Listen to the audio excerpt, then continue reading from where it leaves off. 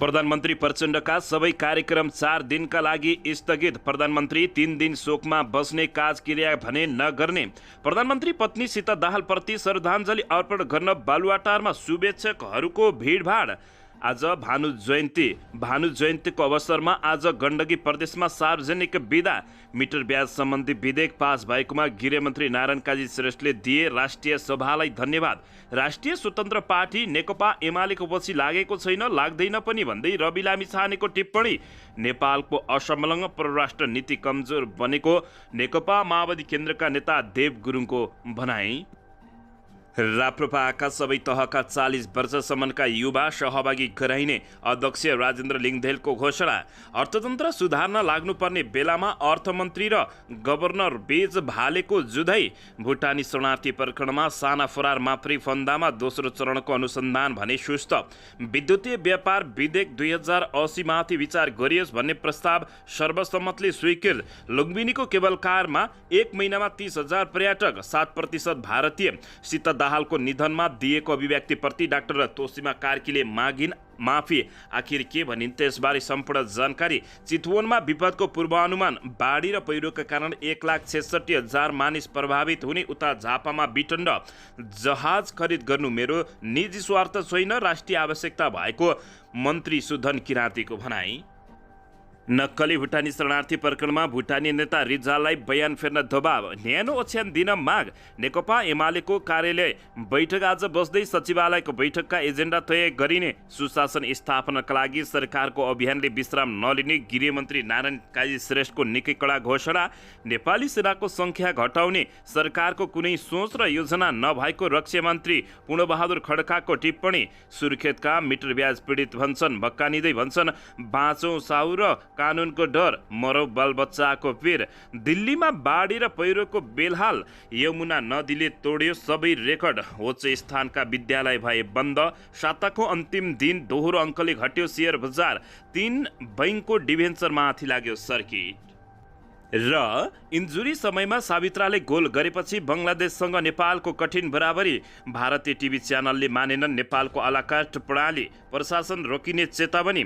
पुटिनले युक्रेनमा युद्ध हारिरहेको अमेरिकी राष्ट्रपति जो बाइडेनको दावी। पाइलटले आफ्नो स्वामित्वको हेलिकप्टर उडाउन नपाउने नियमको विरोधमा वायु सेवा सञ्चालक। सांसद सचिवालयलाई चीनले दियो 8वटा बिजुली गाडी चार्जिङ गर्न। महाभारत। अब हेर्नुहोस् पुरा समाचार।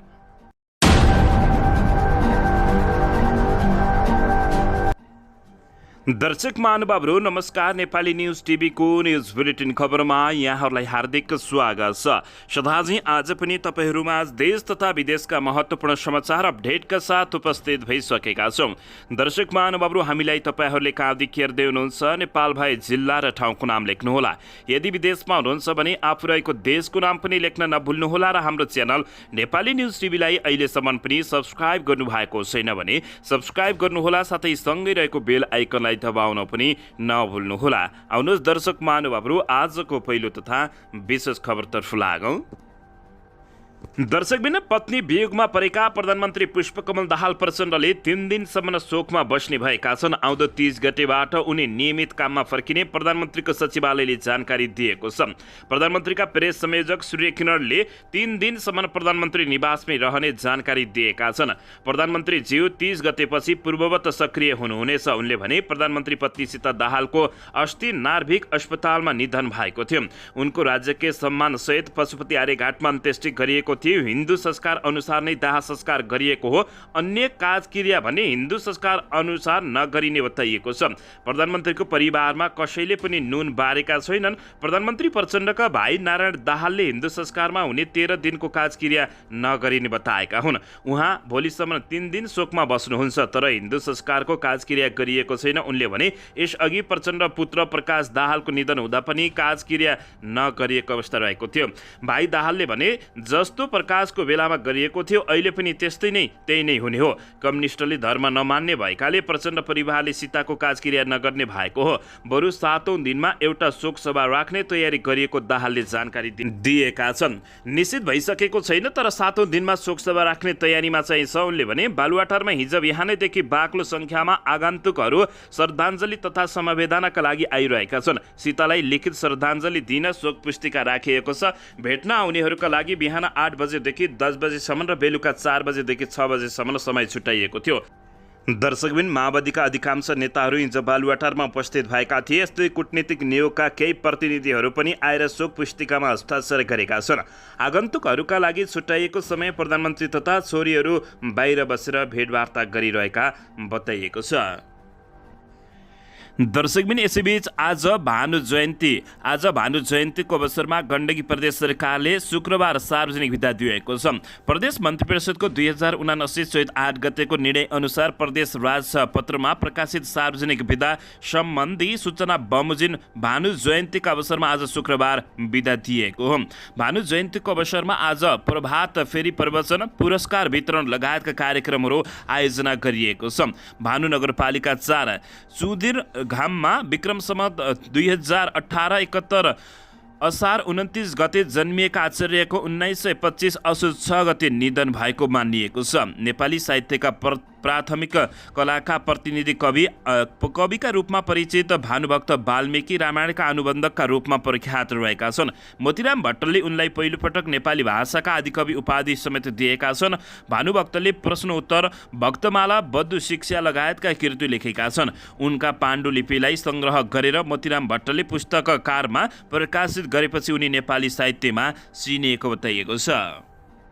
दर्शकबिन यसैबीच नक्कली भुटानी शरणार्थी प्रकरणमा भुटानी नेता रिजाललाई बयान फेर्न दबाव आएको बताइएको छ। नक्कली भुटानी शरणार्थी प्रकरणमा राजबन्दी रिहाईका लागि अन्तर्राष्ट्रिय अभियानले भुटानी शरणार्थी नेता टेकनाथ रिजाललाई बयान फेर्न दबाव आइरहेको दावी गरेको छ। नक्कली भुटानी शरणार्थी प्रकरणमा पूर्वपक्षको लागि थुनामा रहेका रिजाललाई पूर्व उप प्रधानमन्त्री टोपबहादुर रायमाझीका वकिलले बयान फेर्न दबाव दिइरहेको अभियानले बताएको छ। अभियानका संयोजक राम कार्कीले हिजो बिहीबार विज्ञप्ति निकालेर अर्का अभियुक्त इन्द्रजित राई बाट समेत असुरक्षा रहेको उल्लेख गरेको छ। शरणार्थी नेता रिजालले आफ्नो बयानमा मुख्य अपराधीको रूपमा राईको नाम दिएका थिए। थुनामा रिजाललाई राईसँगै राखिएका कारण रिजालमा निरन्तर मनोवैज्ञानिक तनाव र असुरक्षा बढ्दै गएको संयोजक कार्कीले उल्लेख गरेका छन्। थुनामा रहेका रिजालले राम्रो ओढ्ने ओछ्याउने समेत नपाउँदा अस्वस्थ बनेको कार्कीको भनाइरहेको छ। कारागार प्रशासनसँग पटक पटक राम्रो ओढ्ने ओछ्याउने उपलब्ध गराउन अनुरोध गर्दा समेत व्यवस्था गरेको कारण रिजाल चिसोका कारण बारम्बार अस्वस्थ भएको अभियानले बताएको छ। अभियानले रिजाललाई नक्कली भुटानी शरणार्थी घोटालामा दोषी बनाएर गलत रूपमा आरोप लगाएको दावी गर्दै तत्काल रिहाईको माग गरेको छ।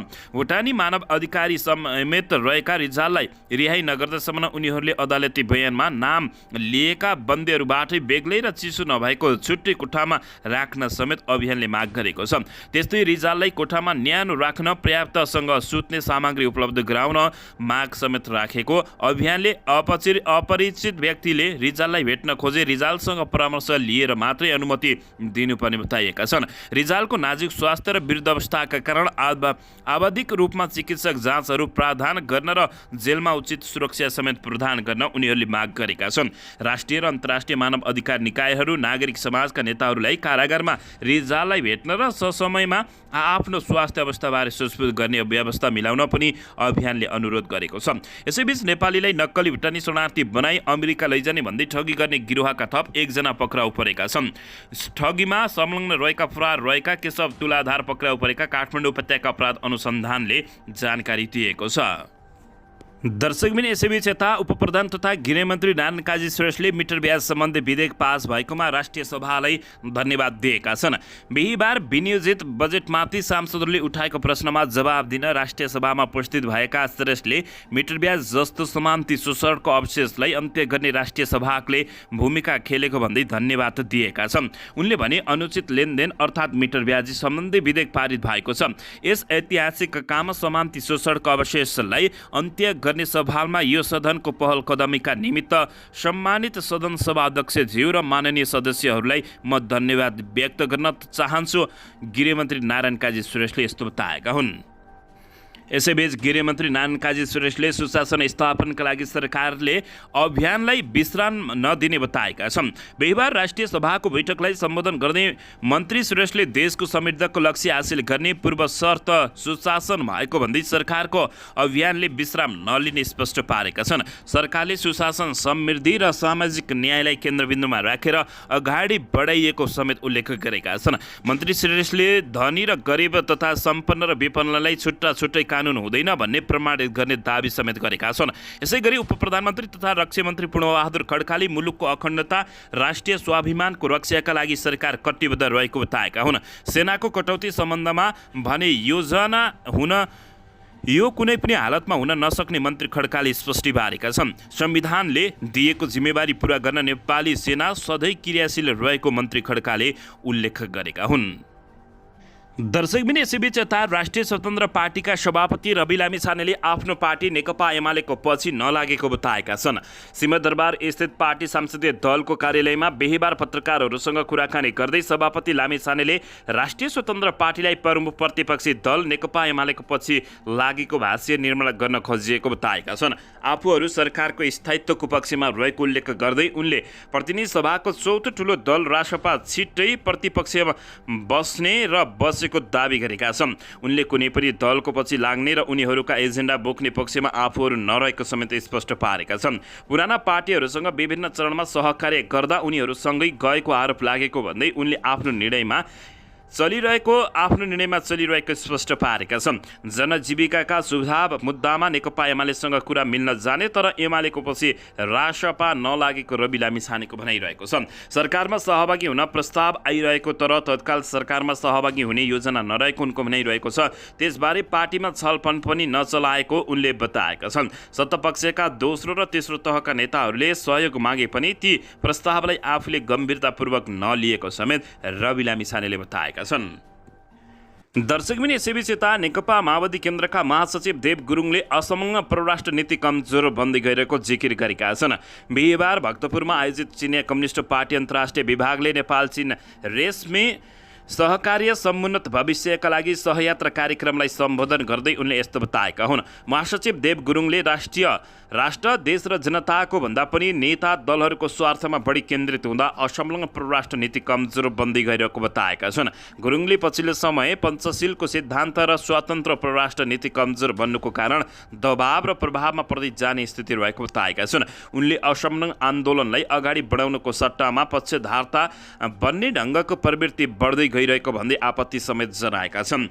त्यसले गर्दा हाम्रा कमजोरीलाई महत्त्वाकांक्षीका रूपमा पद प्रतिष्ठानको लागि बढाउँदै लैजाने नेता दलहरूको स्वार्थमा बढी केन्द्रित हुने र एकले अर्कालाई विस्थापित गर्ने कुरा हाबी भएको उनले बताएका छन्। यसले नै नेपालको राष्ट्रिय अस्मिता कमजोर बन्दै गयो। त्यसैले राष्ट्रिय सहमतिको विकल्प छैन। उनले भने सकिएन भने विकास निर्माण लगायतका मुख्य मुद्दाहरूमा राष्ट्रिय सहमति आवश्यक रहेको बताएका छन्। पछिल्लो समयमा पञ्चशील असंलग्नताको सिद्धान्त र स्वतन्त्र परराष्ट्र नीति कमजोर जाँदै गएको बताएका छन्। महासचिव गुरुङले राष्ट्रिय राजनीतिमा विकासको स्थिरता, स्थायित्व, निरन्तरता अनिवार्य रहेको बताउँदै राष्ट्रिय राजनीतिमा आन्तरिक अराजकता, एकले अर्कालाई निषेध गर्ने निषेधपूर्ण ढङ्गले चल्ने खालका प्रवृत्तिहरू बढेका कारण विचारको क्षेत्रमा मतभेद देखिएको समेत बताएका छन्।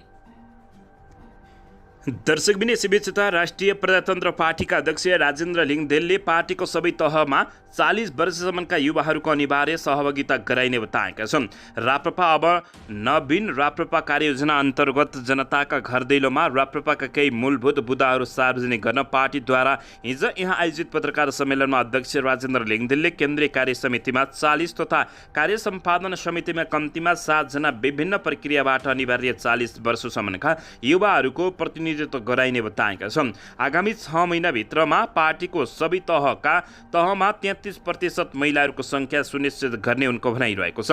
पार्टीले आगामी दिनमा विभिन्न तहमा उम्मेद्वार बनाउँदा 50% प्राइमरी छनौट प्रक्रिया अपनाइरहेको बताउँदै अध्यक्ष राजेन्द्र लिङदेलले केन्द्र, प्रदेश, जिल्ला स्तरीय नेता तथा जनवर्गीय संगठनहरूका प्रतिनिधिहरू समेत गरेर करिब 900 जना नेतालाई एकैसाथ संगठन विस्तारका लागि भूगोल केन्द्रित जिम्मेवारी जिम्मेवारी प्रदान गरिएको समेत बताएका छन्। अब नवीनम राप्रपा कार्ययोजनामा एकैसाथ 753वटै स्थानीय तह र 6743वटै वडा तथा प्रवासमा समेत यो जिम्मेवारी तोकिएको उनले बताएका हुन्। दर्शकबिन यसैबीच यता अर्थतन्त्र सुधार्न लाग्नुपर्ने बेला अर्थमन्त्री र गभर्नर बीच भाले जुदाई भएको छ। गएको चैत 17 गते अर्थमन्त्री प्रकाश शरण महतोको स्वागतमा अर्थ मन्त्रालयको सुवर्ण हलमा एक कार्यक्रम आयोजना गरिएको थियो। कार्यक्रममा राष्ट्रिय बैङ्कका गभर्नर महाप्रसाद अधिकारी पनि आमन्त्रित थिए। अर्थमन्त्री गभर्नर सम्बन्धको विषयमा चर्चा गर्दै मन्त्री महतले राष्ट्र बैङ्क र अर्थ मन्त्रालय मिलेर जानुपर्ने बताएका थिए। उक्त भनाइबाट अर्थ मन्त्रालय को नीति र कार्यक्रममा गभर्नरले साथ दिउन् उनले महतले भनेको अपेक्षा रहेको थियो। अर्थमन्त्री र गभर्नर बीचको सम्बन्ध सामान्य रूपमा नै अगाडि बढ्ला भन्ने धेरैको अनुमान थियो, तर त्यस्तो हुन नसकेको अवस्था रहेको छ। पछिल्लो समय दुईजना बीचको सम्बन्धमा आएको तिक्तताका सतहमा देखिन थालेको छ।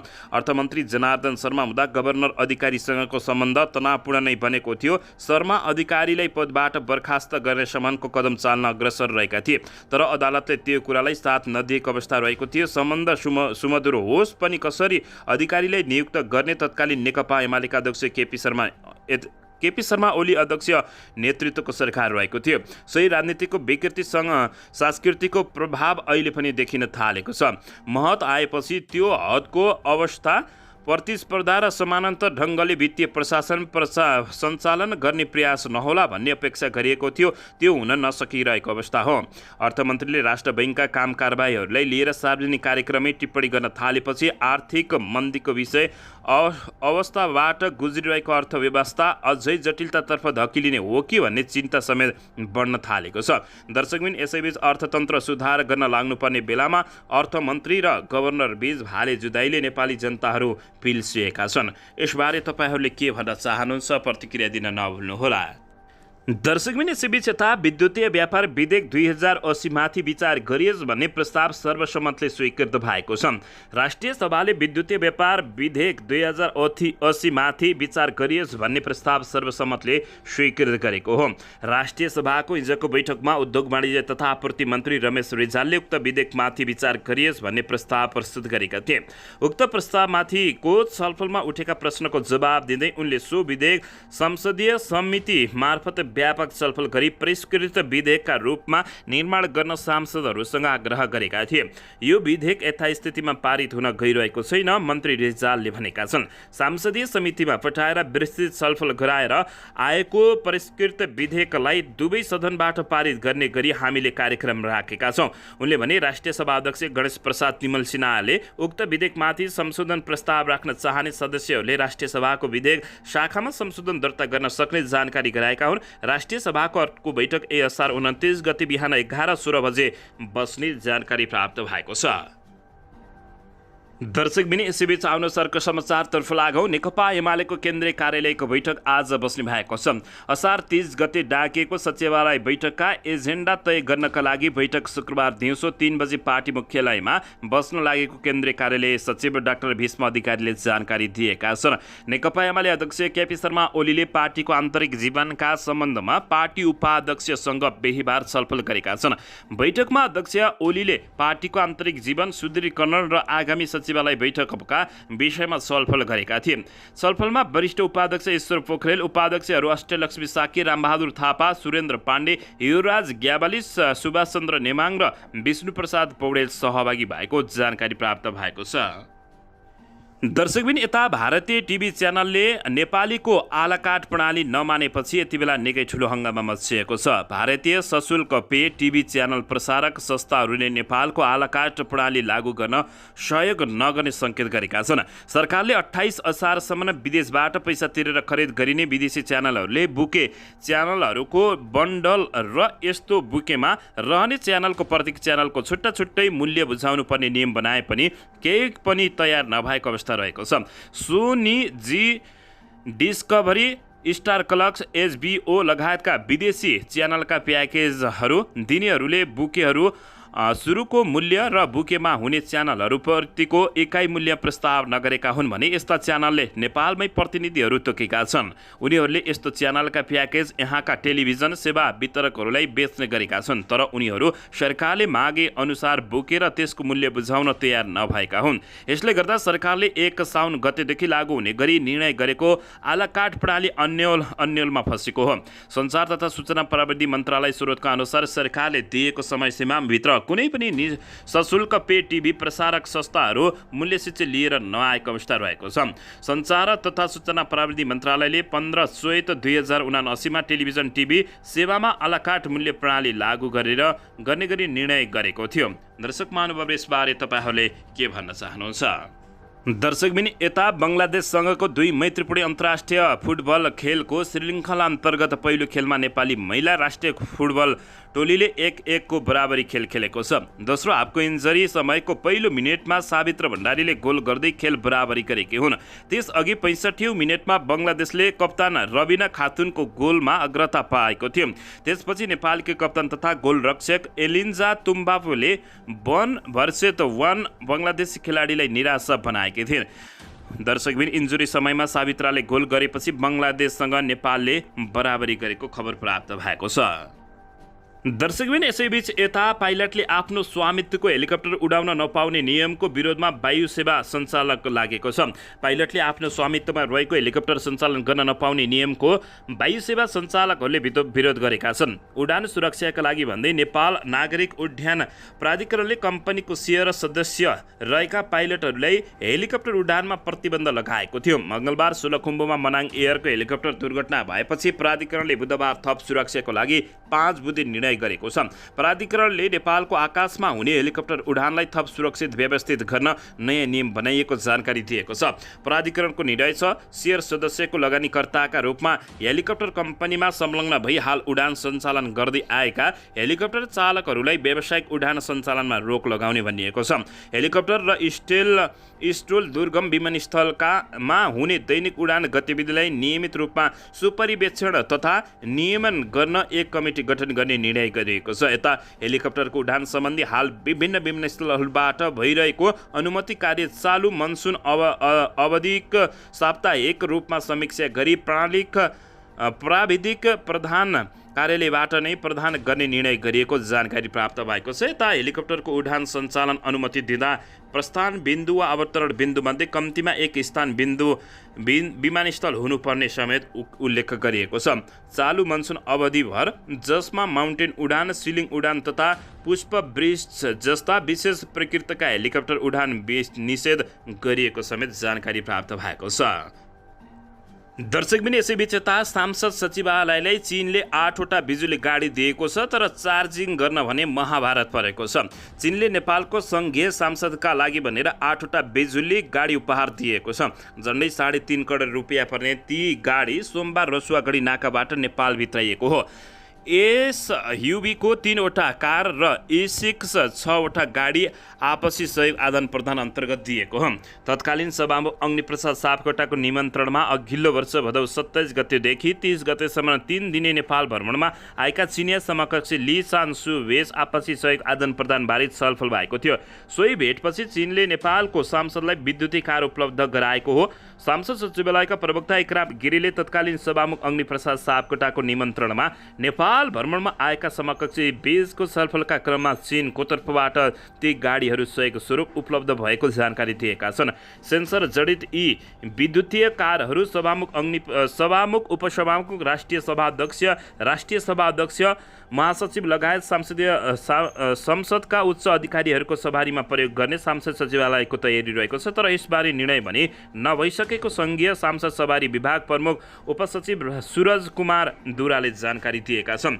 दर्शक महानुभाव, यसबारे दर्शकबिन, यसैबीच यता अमेरिकी राष्ट्रपति जो बाइडेनले रुसी राष्ट्रपति भ्लादिमिर पुटिनले युक्रेनमा जारी युद्ध हारेको र रुससँग स्रोतको अभाव रहेको साथै आर्थिक सङ्कटमा परेको समेत बताएका छन्। नार्डिक नेताहरूको वार्तापछि हेलिन्स्कीमा आयोजित पत्रकार सम्मेलनमा बाइडेनले भने पुटिनले युद्ध हारिसकेका छन्। उनले युक्रेनको युद्ध जित्ने कुनै सम्भावना छैन। युक्रेनी जवाफी हमलाले रुसीलाई युद्ध अन्त्य गर्न वार्ताका लागि दबाब दिन सक्ने बाइडेनले बताएका छन्। युक्रेन युक्रेनले आफ्नो आक्रमणमा महत्त्वपूर्ण प्रगति गरेको छ र यसले वार्ताको माध्यमबाट समाधान निकाल्नेछ भन्ने मेरो आशा र विश्वास रहेको बताएका छन्। बाइडेनले पत्रकारहरूसँग कुराकानीमा यस्तो बताएका छन्। दर्शक महानुभावहरू, पुटिनले युक्रेनमा युद्ध हारेको अमेरिकी राष्ट्रपति जो बाइडेनले दावी गरेका छन्, तर विश्वका धेरै संस्थाहरूले भने जो बाइडेन अर्थात् अमेरिकाले रुस र युक्रेनको युद्ध गराएको भनेर यति बेला बताएका छन्। दर्शक महानुभावहरू, यसबारे तपाईँहरूले के भन्नुहुन्छ प्रतिक्रिया दिन नभुल्नुहोला। दर्शकबिन यसैबीच जहाज खरिद गर्नुमा मेरो निजी स्वार्थ छैन, राष्ट्रिय आवश्यकता भएको मन्त्री सुदन किराँतीले बताएका छन्। सांस्कृतिक पर्यटन तथा नागरिक उड्डयन मन्त्री सुदन किराँतीले जहाज खरिद गर्न राष्ट्रिय आवश्यकता भएको जिकिर गरेका छन्। बिहिबार राष्ट्रिय सभा बैठकमा मन्त्री सुदन किराँतीले आज खरिद गर्नु आफ्नो निजी स्वार्थको विषयमा नभएको पनि बताएका हुन्। उनले दुर्गम क्षेत्रमा विमानस्थलहरू बने पनि त्यस क्षेत्रमा उड्ने हवाईहरूको कमीले नियमित उडान गर्न नसक्दा विमानस्थलको औचित्यमाथि नै प्रश्न उठेको बताएका हुन्। दुर्गम क्षेत्रमा उडान गर्दा नाफा नहुने भएकाले निजी क्षेत्रतर्फबाट उडान सञ्चालन गर्न आकर्षित नदेखिएको मन्त्री सुदन किराँतीको भनाइरहेको छ। उनले भने दुर्गम क्षेत्रमा सङ्ख्यात्मक हिसाबले धेरै विमानस्थल निर्माण भएका छन्, तर त्यस क्षेत्रमा उड्ने हवाई जहाजको कमीले नियमित उडान गर्न नसक्दा विमानस्थलको औचित्यमाथि नै प्रश्न उठाउनु स्वाभाविक हो। त्यस क्षेत्रमा उडान गर्दा नाफा नहुने भएकाले निजी क्षेत्रतर्फ उडान सञ्चालन गर्न आकर्षित देखिँदैन।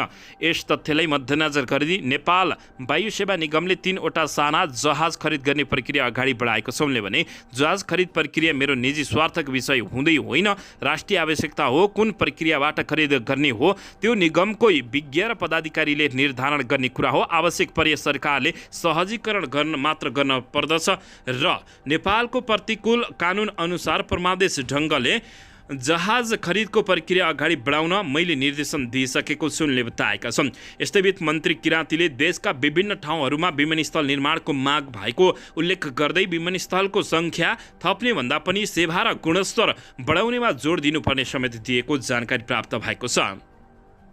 दर्शकबिन यसैबीच साताको अन्तिम दिन दोहोरो अङ्कले सेयर बजार घटेको छ। 3 बैङ्कको डिबेन्चरमा सर्किट लागेको बताइएको छ।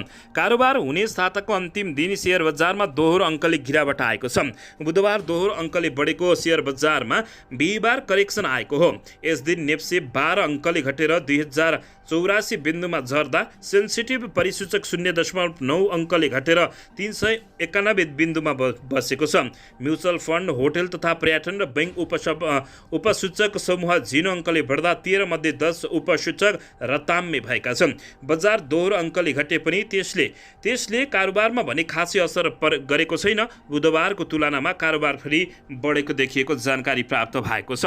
दर्शक महानुभावहरू, बजार दोहोरो अङ्कले घटे पनि त्यसले कारोबारमा भने खासै फरक नपारेको हो।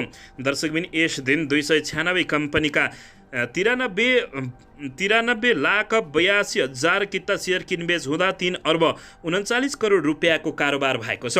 बिहिबार एनएमबी, सिद्धार्थ बैंक र नेपाल इन्भेस्टमेन्ट गरी 3 बैङ्कको डिबेन्चरमा 10% को सकारात्मक सर्किट लागेको छ। कारोबारको हिसाबले शिवम सिनेट